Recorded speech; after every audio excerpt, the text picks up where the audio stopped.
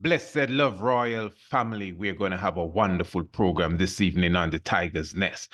How many of you know of the attempted assassination on the life of brother Nelson Mandela when he was in Ethiopia getting training under the rulership of Emperor Haile Selassie I?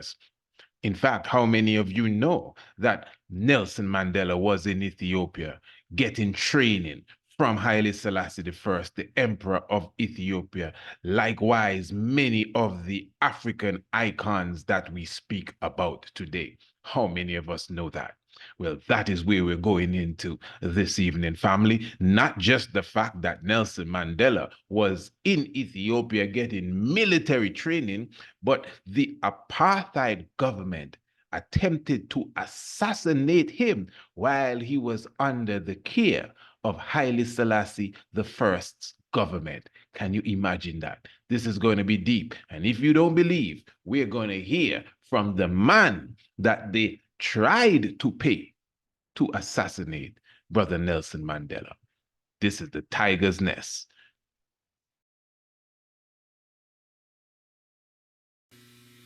Family. I mean that, family.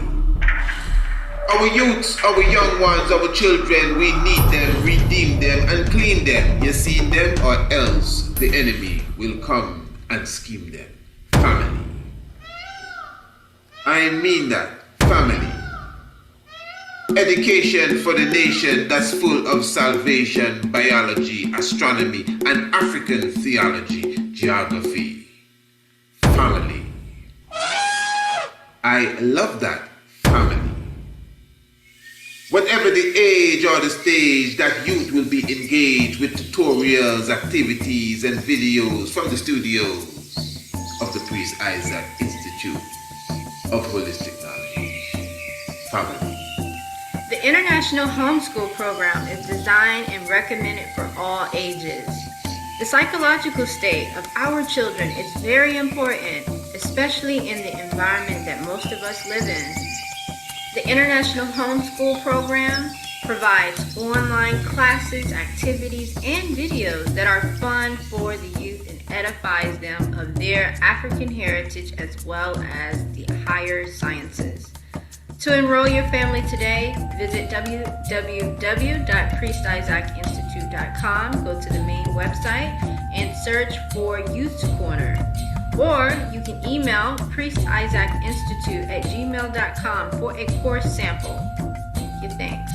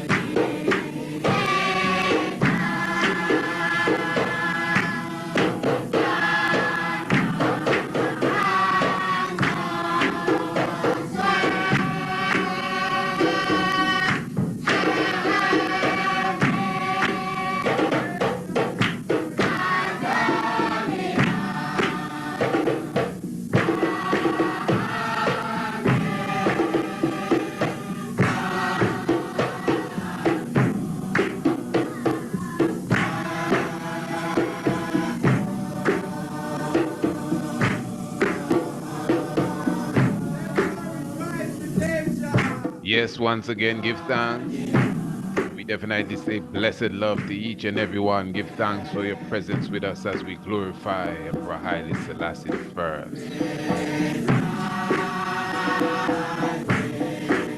Welcome to another edition of the Tiger's Nest. Of course, your humble servant, Honorable Priest Isaac, here with you. Of course, definitely, this is Radio Anu, the international flavor, the universal spice.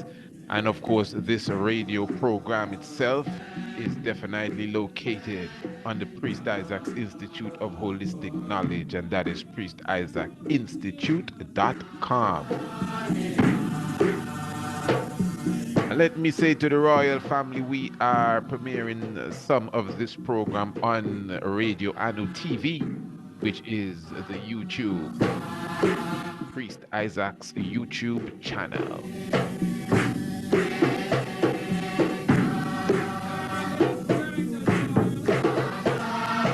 As we give thanks to the Naya Bingi order, we definitely encourage everyone to share the link and like the video and let your friends and let your enemies know that you're listening to the Tiger's Nest.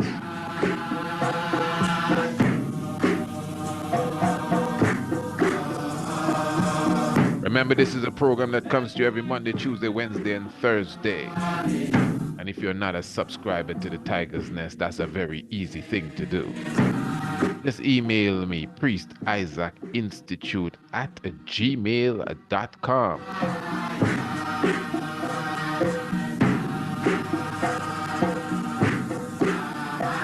And let me know that you want to be a subscriber. And then you'll never miss another episode of this program ever again. No, not only you will have a reminder, we will send you the program after the program is sealed. Oh, the Tiger's Nest.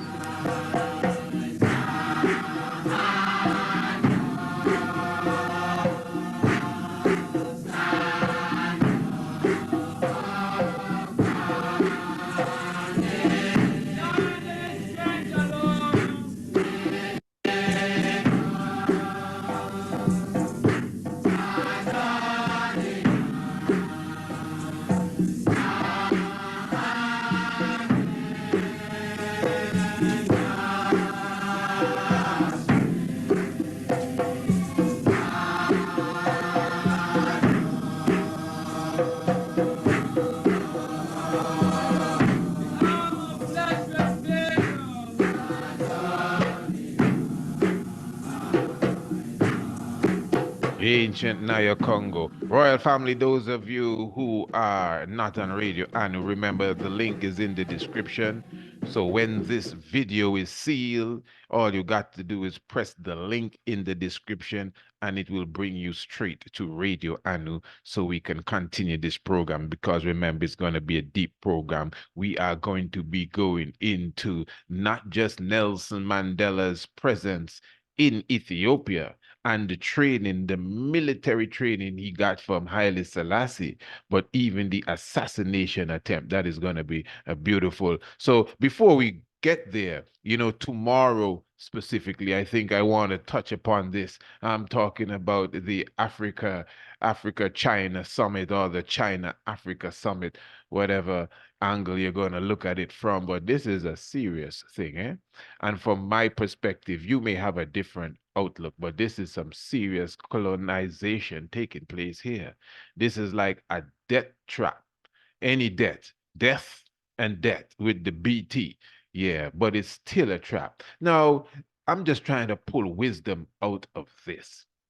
Here we have 53, if I'm not mistaken, 53 African countries.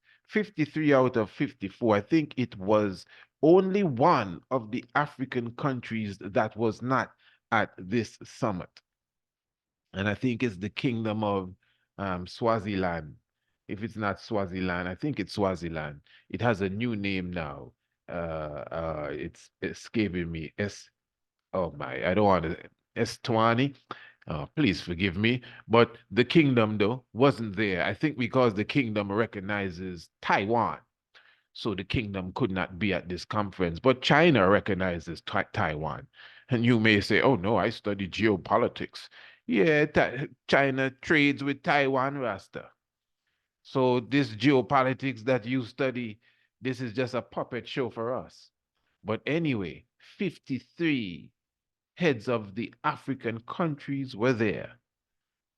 Brothers that are currently at war with each other. They were all there. You cannot get them. I heard one of them say on Al Jazeera not too long ago that he is not going to negotiate with another brother. But they were there negotiating with Prime Minister Xi of China. And he's offering Africa $55 billion in loan, in debt. Yeah, he's offering Africa $55 billion in debt.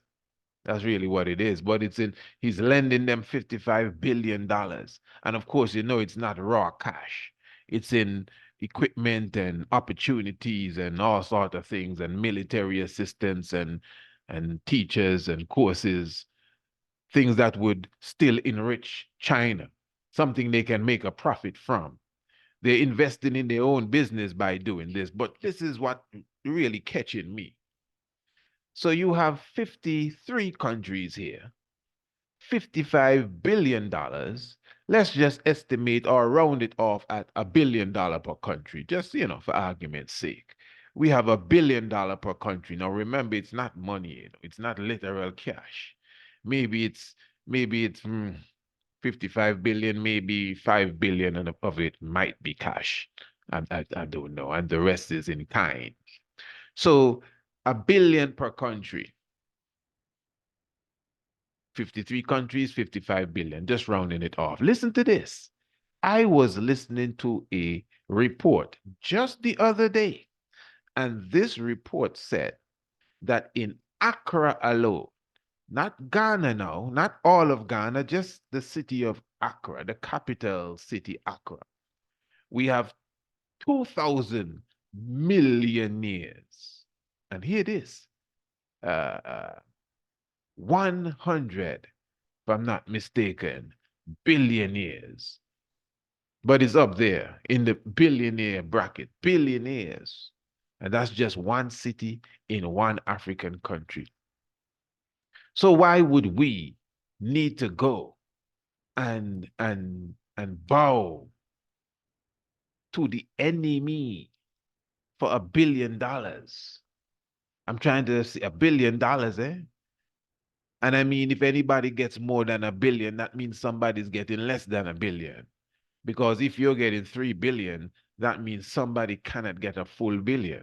It got to be like 75% of the billion. It's going down because he only has 55 billion to give amongst 53 of us. So if we're not going to share that equally, then someone is getting less than $1 billion, or a few of us are getting less than $1 billion. I mean, what can that really do for us? $1 billion, $55 billion dollars, that's for one country. In fact, that's for one person. I'm telling you, you understand. And keep in mind now, remember, we owe these people here billions already from other loans they would have blessed us with. Yeah. So obviously, when we cannot pay the loan, it's just a matter of taking possession. And as I said, tomorrow, I think we're going to go deeper into this, because these people here have factories in our country. These people here have businesses and enterprises in our country. And if you see how they treat the Ethiopians that utilize the Ethiopian cow skin, leather, to make Chinese shoes in Ethiopia. So now in times gone by, we would have always heard of Ethiopia, not Ethiopia, but China and Indonesia and some of these countries having the cheapest of labors or labor. But now the same Chinese are going into Ethiopia, taking up the coffee field. And as I said, utilizing the Ethiopian resources, the leather and the people to create shoes. And they have the people in Ethiopia on the whole level of military, I wouldn't say training, but military environment. So every morning you don't know they have to be searched, some of them strip search. They have to file up and single file and salute and all sort of things. The Ethiopian sisters, the beautiful African goddesses, they have them like slaves in their little industrial factories, creating all their little gadgets that they're sending all over the world. That's going on in Ethiopia. Okay? That's going on in other African countries, the same countries that they loaned $1 billion to. Imagine that, $1 billion. We have to say that in the singular without the S. $1 billion, that's how we speak, eh? For those who are listening abroad, that's how we talk.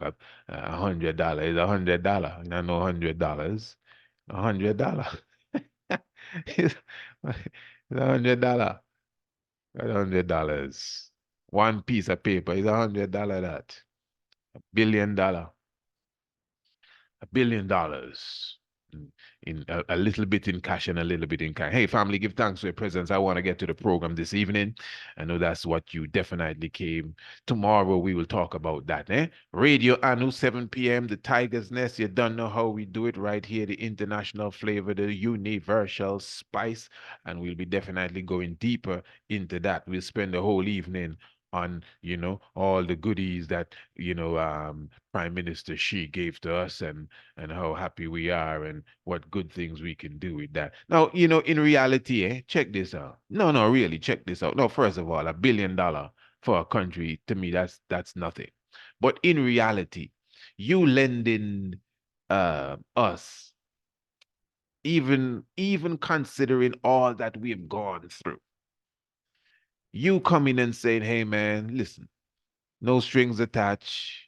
We ain't stealing no cocoa in the back. We ain't stealing no gold on the side. And we're going to lend you $30 billion. Give you 2 generations to pay us back. And if we can pay it back with whatever the percentage that is on it, the interest, that's just good business. Nothing wrong with that. That's just good business. Especially that's good business. That's how the emperor teaches us to work. It's good business. Once nobody coming and trying to exploit us. This is one of the things that they said in the agreement. Some of the money is to put Africa on its foot so it can begin to manufacture its own goods using its own resources. So in other words, in certain places, like the cocoa that makes the chocolate. There was a report I heard the other day. It's only like about 20% of the cocoa we utilize in Africa to make literal chocolate. And I must say, I didn't know it was that much. I would say, oh, that sounds good. It doesn't really sound good, but I thought it was less. So we're utilizing 20% of the resources, well, at least the cocoa, because we I guess do not have the facilities. But then we do have these same companies. Some of them are literally situated in Africa and would have partnered with the government, like Nestle, etc. in some cases. So I don't know if these come under the 20%. But anyway, listen, we're going deep into that subject there. I want to talk about Nelson Mandela and how they tried to kill the brother. Yeah. Now, family, again, we would have done a few programs, one of the previous programs I put down there on the YouTube. And remember, we're also on the YouTube, family, those of you listening to Radio Ando itself, we are premiering, at least this part of the program is premiering on the YouTube. Those of you who are watching on the YouTube, remember, you press the link in the description when the video is sealed up and you get the rest of this program. Of course, you'll join us on Radio Anu, which is on the Priest Isaac's Institute network, priestisaacinstitute.com. And we did a program where Princess Mariam, the granddaughter of Haile Selassie, was explaining to us that this ain't no joke. Haile Selassie would have funded all of the revolutionary struggles that was going on in Africa. She went as far as to say that is why nobody could lift a finger when we had to put the Organization of African Unity in Ethiopia. She showed that Jomo Kenyatta was in prison in Manchester. His Haile Selassie would have fed him. You see all the pictures with Kwame Nkrumah coming and sitting at the feet of Haile Selassie. You know, that's why we would have showed the picture with the different leaders, the revolutionary leaders of Africa. Many of them may not have become the president, so their names would have escaped many of us. But Nelson Mandela was amongst them as their peers. It's just that his future was a bit different than many. And his future was shaky because he was locked away for 27 years. Prior to that, we never knew when he would ever come out again. If it's really him, you know. Talk about that some other time. But anyway, so Nelson Mandela, brother Nelson Mandela for sure, the esteemed one, you know. I mean, you know, I have a issue with the Mandela that came out of prison, you know, whether it's him or whether it's him not, it still wasn't him, eh? I don't want to make light of it because it ain't no joke. Ain't no joke at all. How the whole sodomite agenda spread over South Africa under his watch. Not just his watch, but he opened the gate for that. I know what I'm saying. If you are a subscriber to the Tiger's Nest and you would have been listening to the programs that we are sending you just in case you missed the episode, you know what I'm saying too. But anyway, what we're going to do, because I see, you know, I would just get all over the place with this here. You know, I'm passionate, man, about the truth. But what I want to do, we're going to highlight an interview that was done several years ago. I think it's just after the passing of President Mandela. And this was done on the South Africa Broadcast Communication Network. And it was an interview with two former soldiers and the literal soldier that was commissioned by Haile Selassie to guard and protect, listen to this, Nelson Mandela. And he now, while he was, you know, protecting the great Mandela, he was asked by the government, the apartheid government of South Africa, to go and, you know, to disrupt what is taking place in Ethiopia, literally to murder Nelson Mandela. All right, let's get into some of this information here. Royal family. Secretly traveled to Ethiopia for military training under the name of David Motsamai. Have a look at the passport. We'll put it up on screen. This, you are seeing a passport that was actually issued to Madiba in 1962. It is in Amharic, which is one interesting thing, but besides the name, is Madiba's profession. It says that he was a journalist. And this is how he managed to travel through Africa on this passport as a journalist, but with an Ethiopian passport. One of the things that Madiba recently learned is that while he was in Ethiopia, the apartheid government knew where he was and had actually paid his minders to kill him. We're joined in studio now by Captain Guta Dinka, who not only looked after Madiba while he was in Ethiopia, but this man was ordered and paid to kill Madiba. He is with Professor Mama Mochi, who will do the translation for us here on Morning Live. Gentlemen, welcome. Thank you very, very much for being with us. And Captain, welcome to you as well. Good. Let's begin off by asking, I have to ask age here. Yeah. How old was the captain in 1962? ስንት ዓመት ነበሩ? በዛዝ ጊዜ ስንት ይሆናል roughly? 45 years old. He was 45 years old. 35 years 35. old. 35. So 35 years old. This is when he was selected to look after Madiba when he was in the country. Yeah. How was he selected? How did the process work? He was trained as a commander by a commando,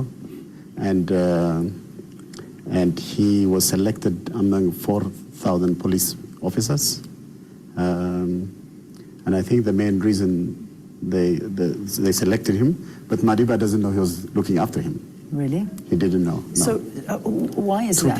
Two people were assigned that they look after Madiba, but Madiba was not supposed to know them. Okay. Yeah. So were they with Madiba at all times, or did they sort of keep a distance? They keep a distance. They kept a distance, watching him but the they entire watch time. him all the time to make sure that he is protected. Okay. That was the assignment by the general, General Tadesse Bruru. What is back in 1962, what was the Madiba then like? What are the memories of the captain that he has of Madiba then? Extraordinary. He said he was very disciplined, very organized, very cheerful, and always worked, but also was friendly with the Ethiopians very much. Yeah. And he remembers him like that. And he was very upset. He didn't get a chance to get a picture with him because Madiba doesn't know him. He doesn't. Madiba He still, doesn't. He did not know. These two people he did not know at all. They were protecting him. Yeah. For over nearly 3 months. Yeah. But he never ever knew that. He never ever knew. This was the assignment. What about the other captain? Where is he? The other captain,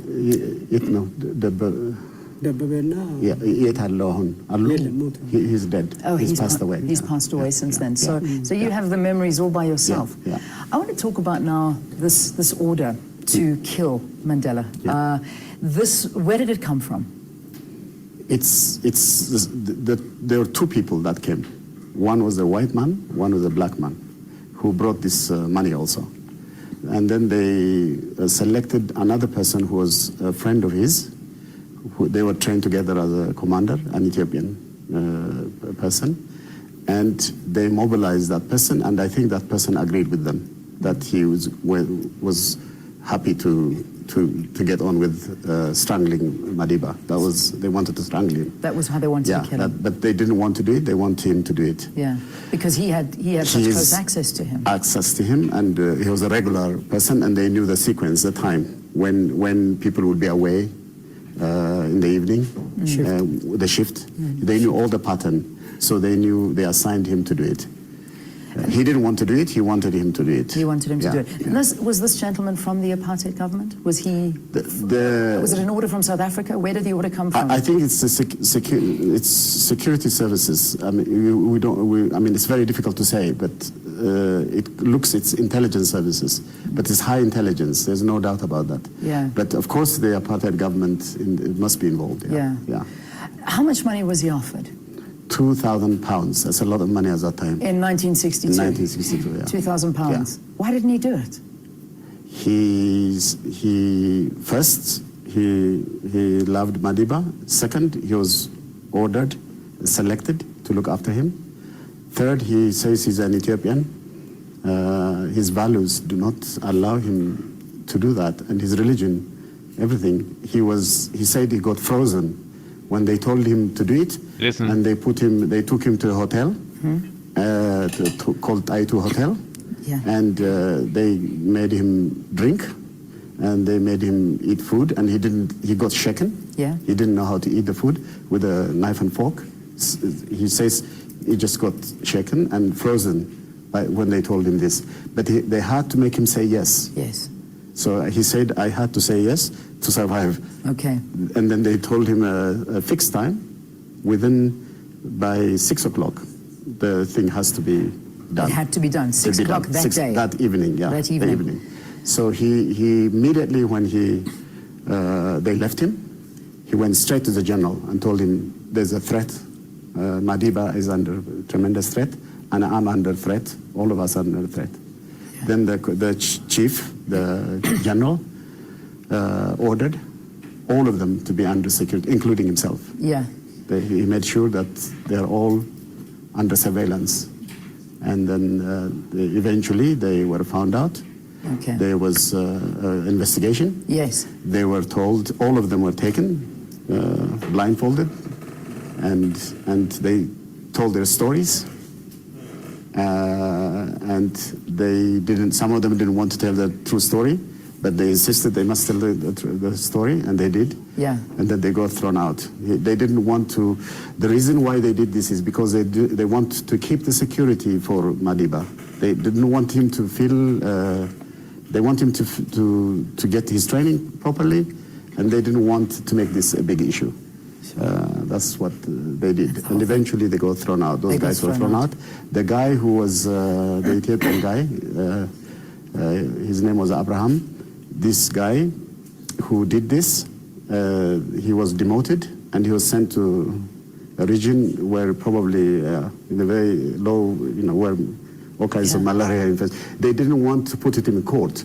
If you put it in court, it would be known. Yes. And then it would be dangerous. And you would kill his cover. Yeah. Because at the end of the day, he was undercover at the time. So they didn't want to do that, so they kept it secret. Wow. And is it true but imagine what it means if Madiba had been killed. If this man killed Madiba. Yeah, you would not have South Africa, trust me. We wouldn't. You would have a civil war. You'd have had a tremendous chaos. So I think this man is extraordinary. Absolutely. I'm just proud of him. I would say the same. Yeah. So Madiba only found this all out in the year 2009? Yeah, and he found out, and the letter, you saw the letter from the Nelson Mandela Foundation? Will you get it out for us? Yeah. So we can have a look at that? Yes, what is the letter?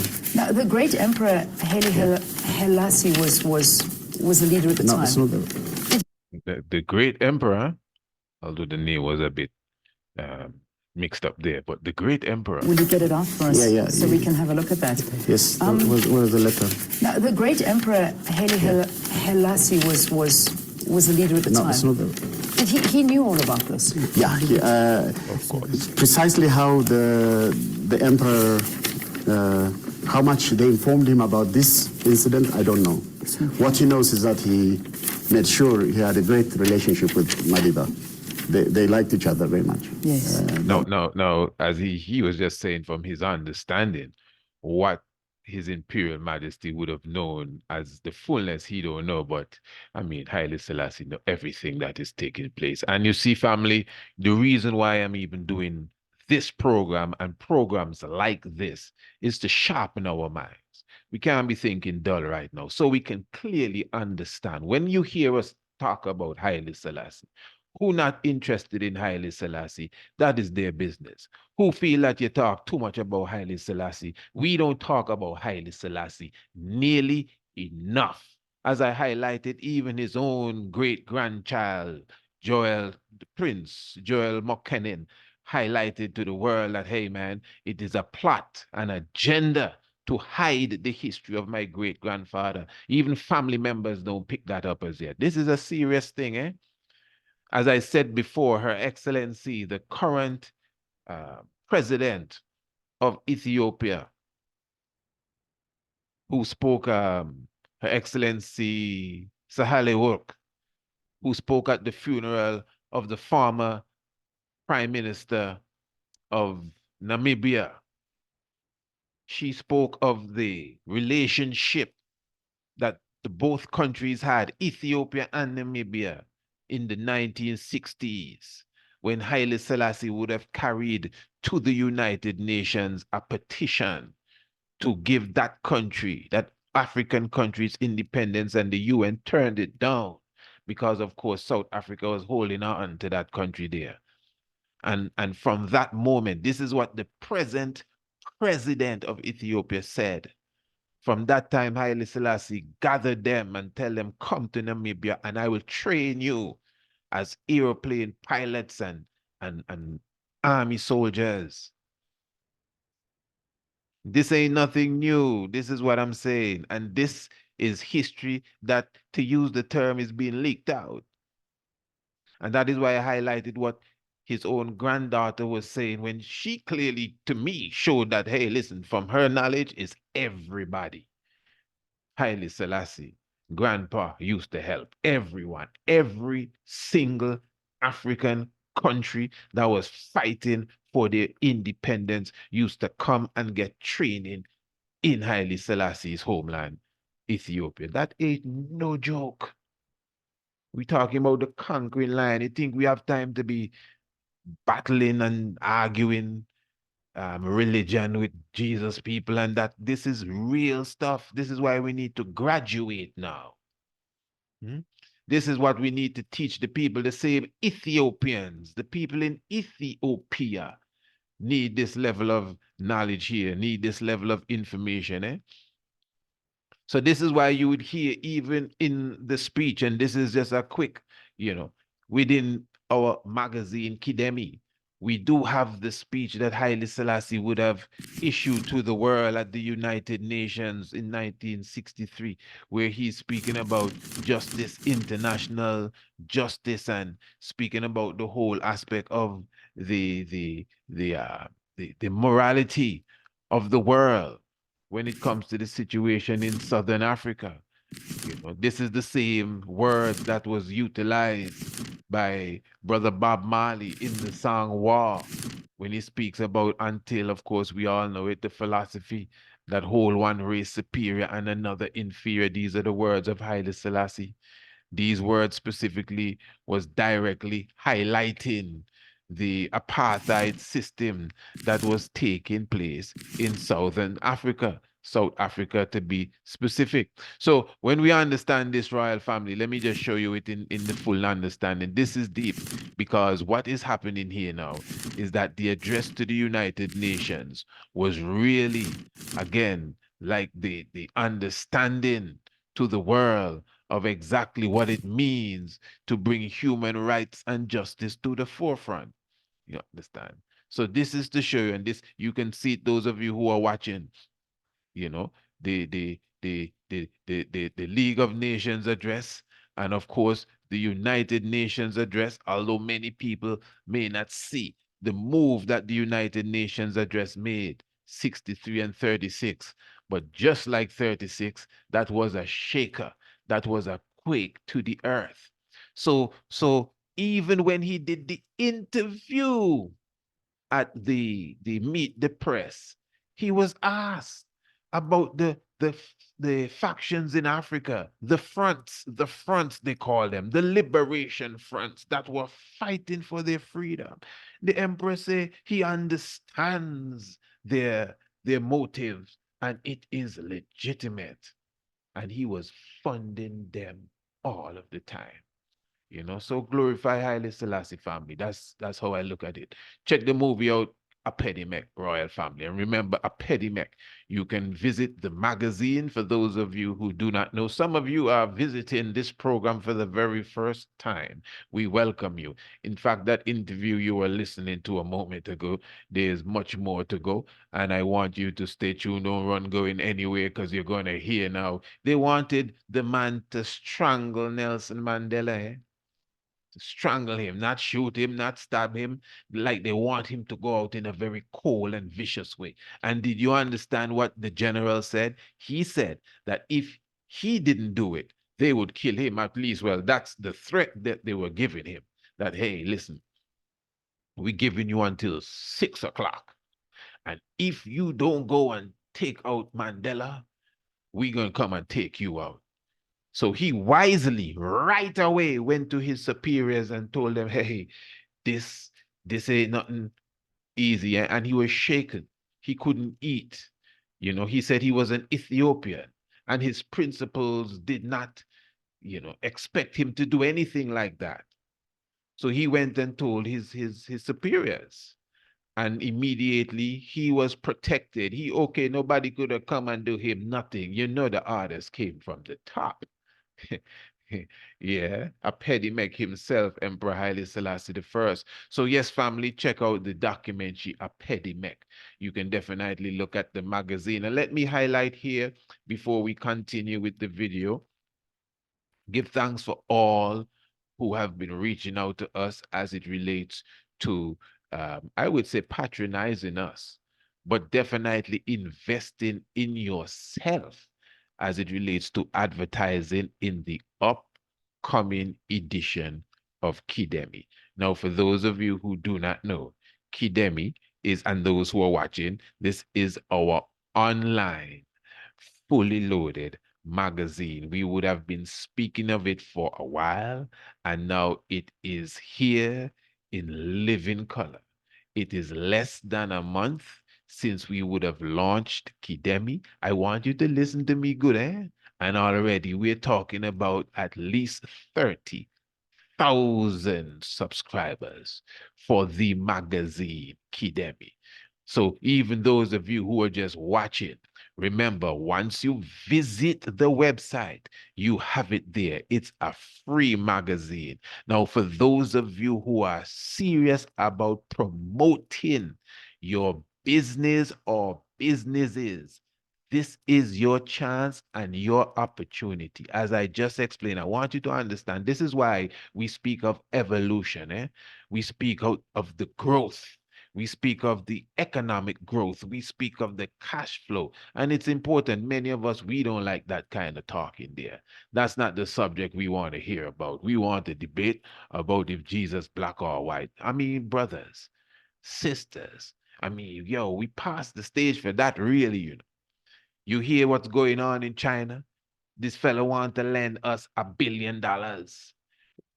And we have hundreds of billionaires in our country. You mean to say we are so disunited that we have to take such a chance to borrow $1 billion from him, and we know how they roll?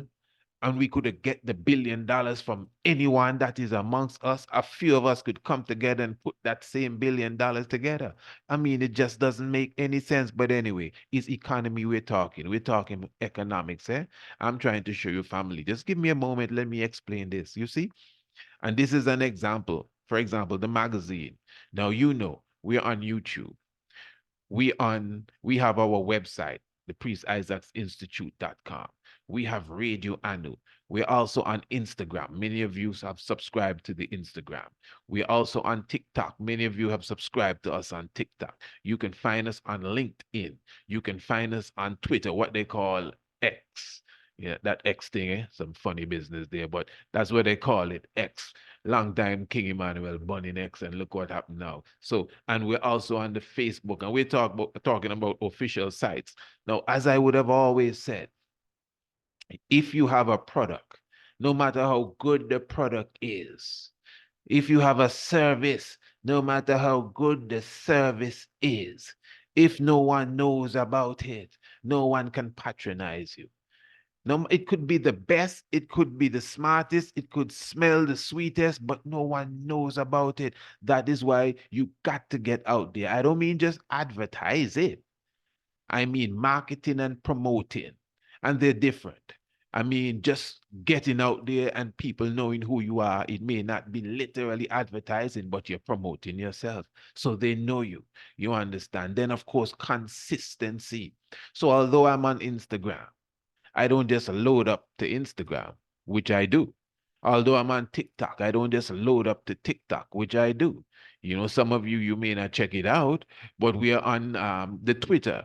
And every day we put something up. So what we're doing, we are gathering attention to what we have to offer. I'm not asking you, I am telling you it works. But you see, many of us, we kind of lazy to that, and we get deflated very early. And no, if you want to be an entrepreneur, you want to start your own business, you're selling soap, you're selling real estate, you have an Airbnb, whatever it is that you are doing. Royal family, you have to get yourself out there. People have to know what it is you have to offer, and you have to let them know that, hey, listen, it is available. So I'm showing you within our magazine, you would have noticed for yourself, you see a lot of our products and a lot of the services that we offer. Not everything, but a lot. And I'm trying to show you that itself, the magazine is almost like a one-stop shop. One-stop shop for most of what we have to offer. So when it's on Instagram, that is good because we promote it. It's free. We send that out to the world. That's why there's so many people who would have already read it. Remember, within our magazine, we have to offer, you know, our hikes and our tours. We have to offer our courses. We have to offer our fine dining. We have to offer our international homeschool program. So I'm trying to show you people that who may not even know who I am.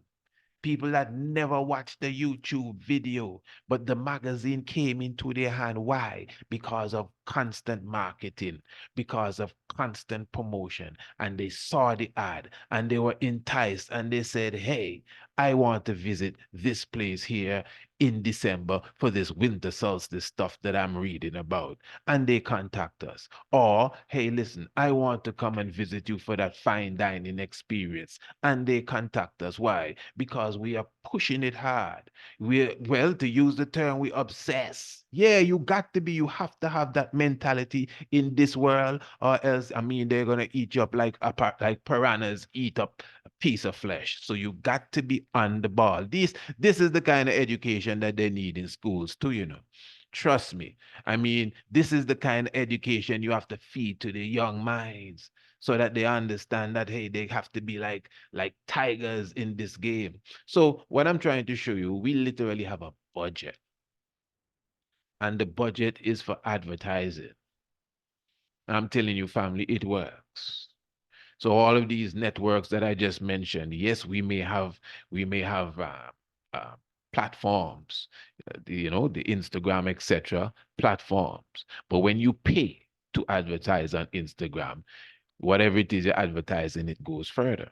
When you pay to advertise on TikTok, whatever you're advertising, it goes further.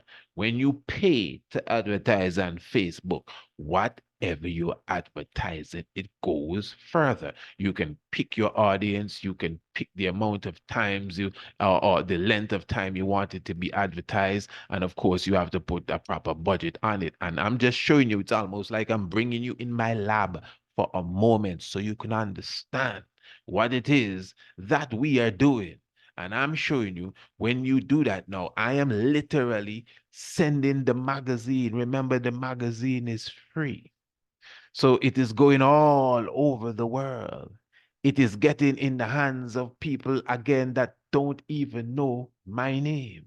Because obviously, when you go on Facebook and you see it, oh, this looks nice, let me look into this. When you go on Instagram and you see it, this looks interesting, what is it? And let me be honest, most people, when they press the button and they see the magazine flipping, wow, this is really nice. And they get into it and they contact us. So I'm just trying to show you how important it is to find ways and means and strategies to promote whatever it is you're selling, whether it's a house, whether you're renting cars, whether you're into textile, whether you're into clothing, whether you're into making natural soaps, wherever you are in the world. You don't have to worry about that, because our marketing is international.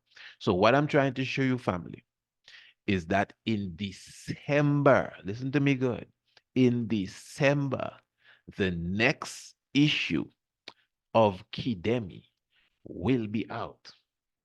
And by that time, I am positive, I'm not asking, we are looking at least 100,000 subscribers for the magazine. I'm positive. If we have 30,000 now, and the magazine has not been out in a month, and I'm using a specific technique which I just explained to you, and I do not intend to stop. Obviously, in the next 5 months, 4 or 5 months, whatever it may be, we should have 100,000. That's what I'm saying. So when the next magazine comes out, again, there's a brand new crowd that will be available to look at what is inside. So this is why I'm encouraging you, royal family, to advertise. Yes, you'd be patronizing us. That's good. That's what we're supposed to do. We're a community. We're a tribe. So we're supposed to patronize each other. But if you're serious about your business, whatever it is you have, you could definitely, as I say, contact us. Remember, that we have a special offer that is taking us until the 15th day of September. I said just this morning, I was telling Honorable Empress Naya, that I may have to, lengthen that until the end of September. Not sure as yet, but for sure, until the 15th of September, you could definitely get your spot, because keep in mind, first of all, remember, you have until the 15th of October to let us know that you want to get your ad in the magazine. But we have a special deal until the 15th of September, where you will definitely get half off. So the lowest spot we have is for $180. That's the lowest spot we have in the magazine, $180. You understand? But until the 15th of September, you can get that spot for $90, half the price. You get it? I mean, $180 for the spot is good, but you can get it for half the price. The highest spot specifically is $3,800. That's the spread page. So until the 15th of September, you can get that same spread page for half the price, which should be what? My maths is off there, 1,900, if I'm not mistaken, but whatever half of that would be. So family, I'm encouraging you, as I said, hey, listen, you definitely not only have nothing to lose, but you will definitely get a lot of eyes, a lot of attention, a lot of attraction to your business. The investment is definitely worth it, and you can definitely take that from me. Now, let me encourage again, family, remember the link is in the description below. Everything is in the description below. Those of you who want to advertise with us, in the description below. For those of you who have not seen the magazine for yourself, Kidemi, it's in the description below as well. It's free. You can share it with your friend. You will love the articles. If you notice, everything is digital as well. We have videos, the ads, videos. When you get an ad with us, you get a video too. This ain't no joke. Even your videos, we share your videos. We give you extra mileage on our own platforms with the ads we create for you, the videos, unless you have one that is worthy of the Kidemi magazine. So it's a lot you get. A lot of extra mileage promotional wise. So we would have created that machinery for our community. Yes, family, you've been watching me for a while. We have created a machinery right now. Right now, I'm positive I can say I have it when it comes to marketing and promoting. Yeah. And the magazine itself is a real magazine, fully loaded. So I'm really looking forward, to all the loved ones partnering with us, and let us grow together. That's what Haile Selassie expects us to do. Not just be around here talking, gaffing, and looking and watching people business and playing around in Babylon. Give thanks. Africa awaits its creators and creation. Beautiful. PriestIsaacInstitute.com. And remember, hey, listen, we have so much more to go into, and so let me just get straight back to this. So let us continue with the discussion. Those who are just coming in, well, we might be soon sealing off the premiere here on the YouTube, but when the premiere is sealed, the link is in the description below the video. All right. So yeah, they tried to kill Brother Nelson Mandela in Ethiopia. What they're trying to say, Haile Selassie killed the man. You see how they're wicked too? You see how they're wicked, eh? So now, when as the man just said a moment ago, if they would have downed Mandela in Ethiopia, it would have been like a serious riot in South Africa. People wouldn't want to hear that.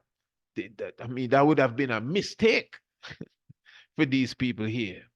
But then, what would be the stain left on Haile Selassie's name now? They done looking to stain his name. Oh, that would be a great one there. Somehow history would have it as if, Haile Selassie had Mandela killed when he was in Ethiopia. Then you would know Mandela was in Ethiopia.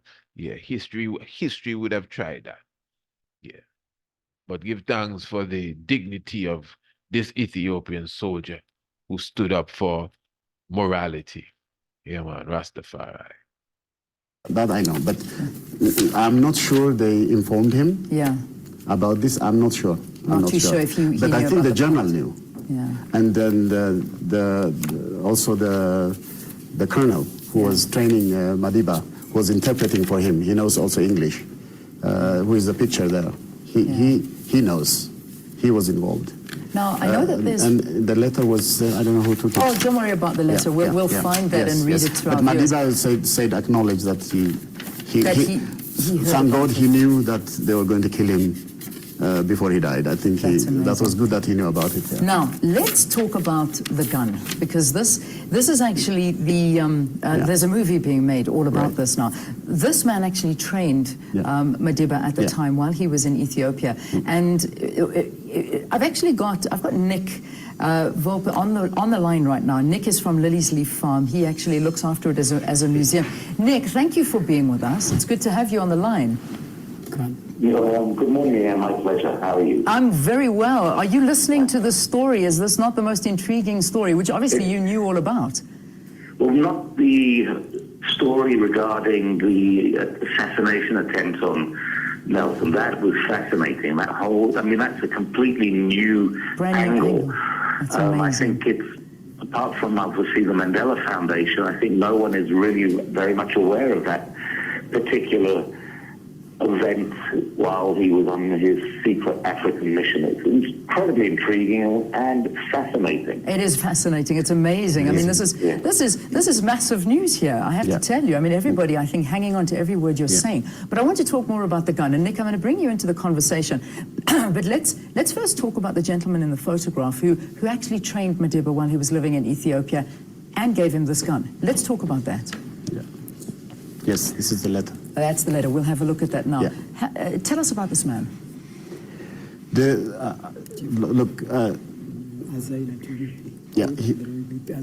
He was commander of the forces, and he was assigned specifically to train Madiba, and he knew the English language, so he became his friend. Yes. But he gave, I mean, more than anything, the BBC had done a very good report on him, on the relationship, and all he says is how the most beautiful thing he says about Madiba is just it's extraordinary. Yeah. As how he said,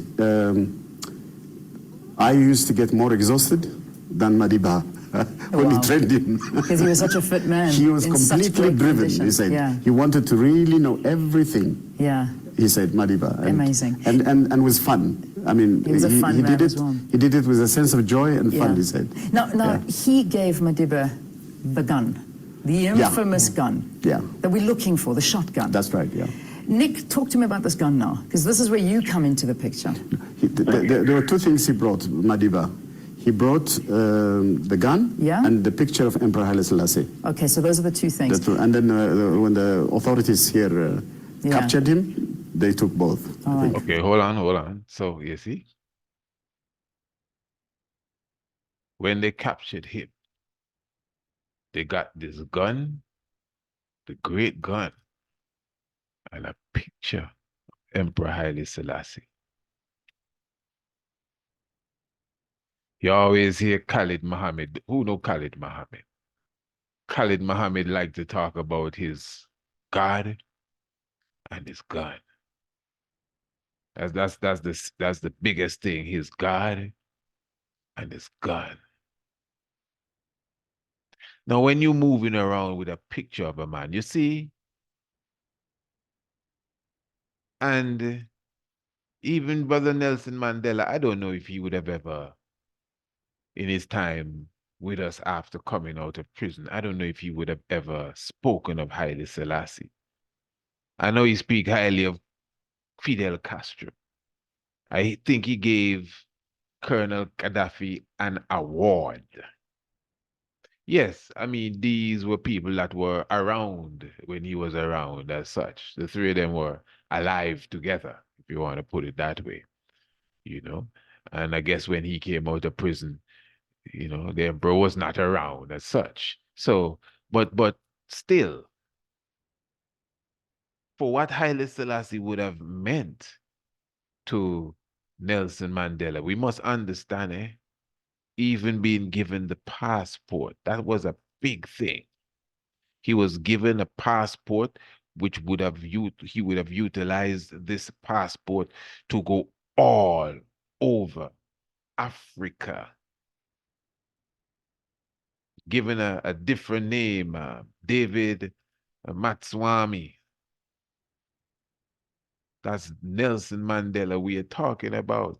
David, passport from the Empire of Ethiopia. That wasn't illegal in Ethiopia. So that order came from the head himself.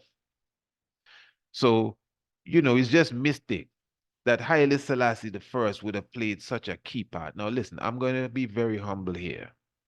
I'm going to be very humble here because I would not have written or read all what Brother Mandela would have written.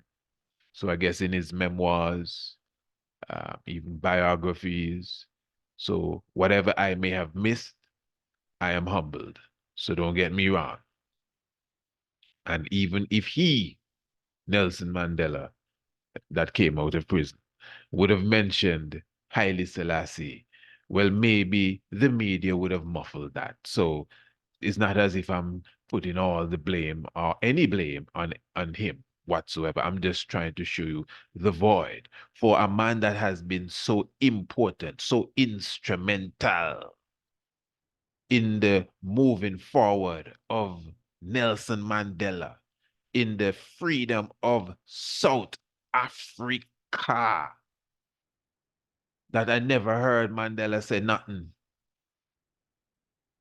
We have to go and dig up this kind of information and research to say, boy, look here. Look at this picture. Look at this passport. I mean, he could have said so. That was gone. South Africa was free. Apartheid done. He served as president. He gave up the presidency. He's sitting down. He ancient. He married again. And he old. He could one day say, hey, let me tell y'all something. Do you all know Haile Selassie the first? Well, this man. And then he gave us the story. Never. That's all I'm saying. Not really putting down the ancestor at all. But anyway, let's continue to listen. Yeah, it's a lot, eh? We want to get this in good. In fact, let me say here again, family, royal family, give thanks, eh? But I really want my royal ones to support revolutionary radio.